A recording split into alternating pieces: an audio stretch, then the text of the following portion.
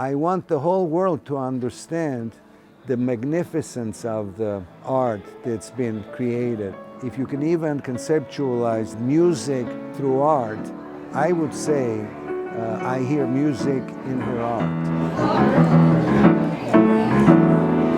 My name is Nansen. Kristin Saleri is my mother. Ever since childhood, I knew and I felt that my mother was very special. I became more and more aware of her artistic background. There was something unusual about my mother. She had a very, very strong and at the same time attractive personality. She was always the magnet in any setting. She would be the center of conversations.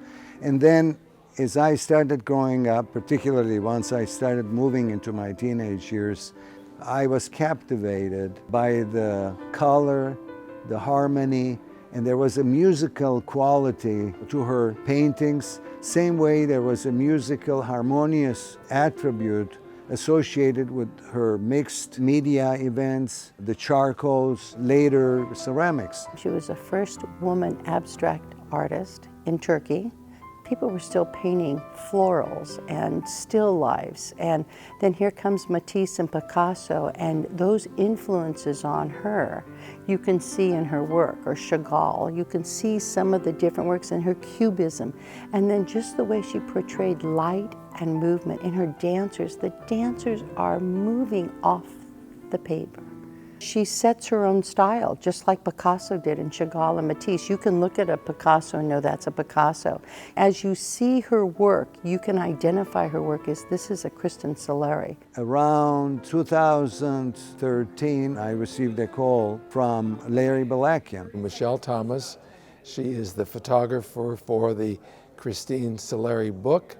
The minute I saw the book, I said, we have to do something. And move forward 3 years. In this exhibit is a major milestone in the discovering Kristin Saleri journey. And it is discovering her because, you know, when she died, she looked at her son and said, what will happen to my paintings? And I said, Mom, please don't worry. I'll make sure that you will forever live.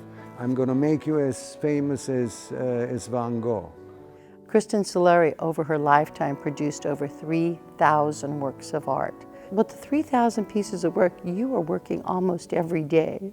And plus she raised a family. She had 2 sons and a daughter and a husband. If you paint that profusely, you've got to have some confidence. And when you look at her self-portraits, she is very confident. She has got this, as she wrote in Turkish on one of her portraits, this is when I thought I was big. And she was 17. And my interest was in her materiality, the way in which she handled paint, her activities on canvas, the way she distributed her pigment, the feeling of entropy that one had, the plumbing of the soul. When you look at her work, there's that immediacy and energy in a sense of light as something spiritual ripping through the canvases. Her influence was by many people, but she finally narrowed it down into this abstract, I call it a moving abstract, because there's lots of activity and movement in her work. It's not like a still life. There's like energy that is in her work as she's painting. You'll see how she either is her stroking or how she's digging into the painting and exposing a color that's underneath. There's always something exciting happening in her work. The work gives like an onion's peel, its skin, layers of meaning over the greatest period of time. My mother's work represents life in different forms and shapes and meanings. So whenever you look at her paintings, whenever you look at her sketches or ceramics, you see a form of life. Sometimes it's happiness, sometimes it's sadness, sometimes it's musicality, a lot of times it's harmony. It's bonding with Mother Earth, it's bonding with fellow humans, it's crossing cultural boundaries and being very bold. The physical nature of her work, the way the background and foreground interpenetrate each other is lyrical. There's a sense of poetry through the rhythm. Her colors have a progressiveness that allows the viewer's eye to be led through the narratives. I like the way the narratives melt and become intuitive. The viewer brings to bear, like with any good imagism or post-symbolistic modalities of painting, the viewer is asked to bring to the painting conclusions. As I look at her work, I'm moved by the fact that she did not follow any particular school. She wasn't trying to be in any sort of vanguard or arty movement.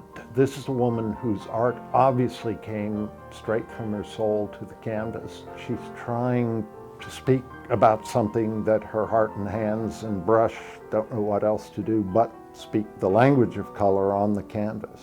This was a pioneer. She was born in the year of the genocide and overcame all the prejudices that Armenians suffered in Turkey at that time over many decades to emerge as a major artist and someone who still held in her heart, obviously, a fondness for her home country, which was Turkey. The work itself seems to spring naturally from the soil of Anatolia, and in that process, it imparts to that art great power.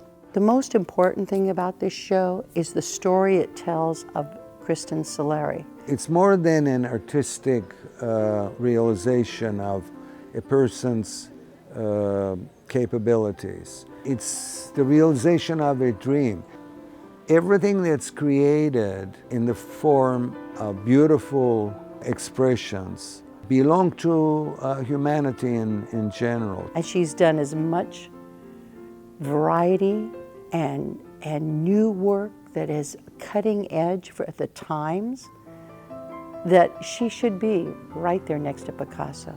There is an obligation of sharing that common heritage with humanity. If it only stays within my house, on my walls, I feel like I'm robbing the greater community from that beauty.